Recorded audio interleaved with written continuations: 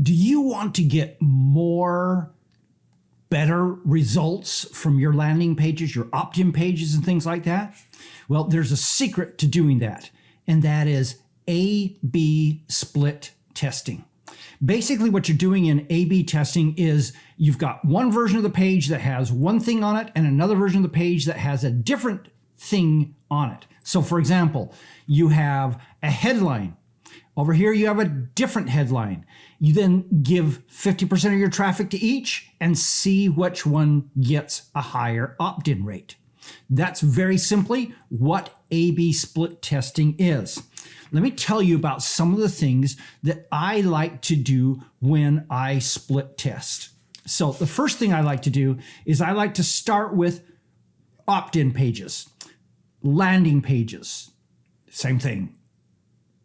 So a page that is top of the funnel, lots of people are coming to it, you've got lots of options to improve it. And here's what I like to focus on. First off, I like to focus on the headline. Headlines, very frankly, somewhere around 60% of all the progress you make on most good opt-in pages is done by changing up that headline. So focus there and you'll probably do a much better job.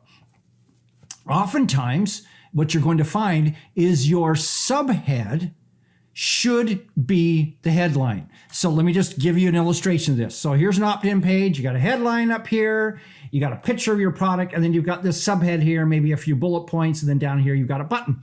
All right, that's great. What I find is over and over again, people should be putting this line here, their subhead, as their headline. They should basically reverse these two or eliminate the headline altogether. So often people put the key thing that really needs to get communicated. For some reason, it keeps going here in that subheadline spot. Don't do that. Just make it your headline. So that's the first place I test. Next, I like to test putting a pre-head that creates context. So for example, back to this exercise, I might put something that says, "Doctors, are you burnt out?" And then here is a headline that talks about that. What this does is by saying, "Doctors, are you burned out?" it clearly communicates, hey, this is for doctors who are feeling burned out. They immediately know whether or not this applies to them. By doing that, you'll get a significantly, oftentimes, higher conversion rate. Next is, what's that picture?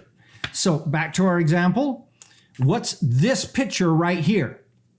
So that picture can be a number of things. It can be a picture of the product.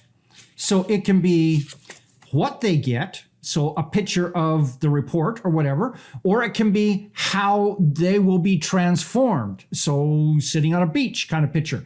Those kinds of pictures can be very easily tested against each other. But it's not just that test. Oftentimes it's, okay, so here's a picture of the product you're going to give them, the report, straight up. Here's a picture of it, slightly cattywampus. Tilted a little bit. I don't suggest you put a picture of something that looks like a 150-page book if it's a 5-page special report. I don't like that, but sometimes I've been known to do a front cover with several other pages behind it so they can see this is a multi-page report. Or let's say it's a picture that is of the front cover. You may want to have laid over it another one of the pages from that report that shows a graph or a chart or something like that. So there's lots of different ways you can do that picture. I've oftentimes found that testing 5 or 6 pictures over time can be an incredibly powerful way to increase your conversions. Next is what is in your bullet or your copy points. So down below your subheadline, you'll have several bullet points that talk about what they get out of this, or copy points. Some people do it with bullet points. I oftentimes find that wins in testing. Other times you'll do it in paragraph or sentence form. That works too.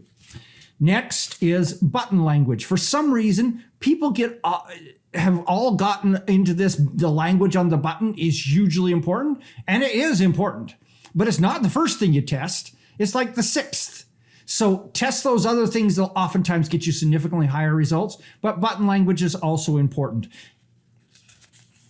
Next, eliminating things from your page. The fad has been that they're putting things like about the author, testimonials, other kinds of things on that page. Most of the time, I find that getting rid of those other things significantly helps improve your conversion. Next is, and this is huge, thematic match to your ad. So if you're running an ad that goes to your opt-in page, they should look fairly similar. So things like the colors, the picture, the headline, the claim, the offer, the tone.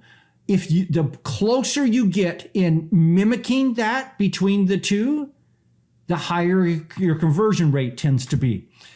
I'm not quite sure why, but for some reason, people feel more at home once they arrive on a page that looks an awful lot like the ad they just clicked. If there's considerable difference between the two, just take your ad and basically copy that format onto the landing page, and your conversion rate will probably go up. Next, is it an image or is it a background image? So you can have a classic one like this where you have an image of what it is that they do. You can also do one where there's a picture all the way across it and this copy is on top of that image. Those tend to work interesting also. Next is your color scheme.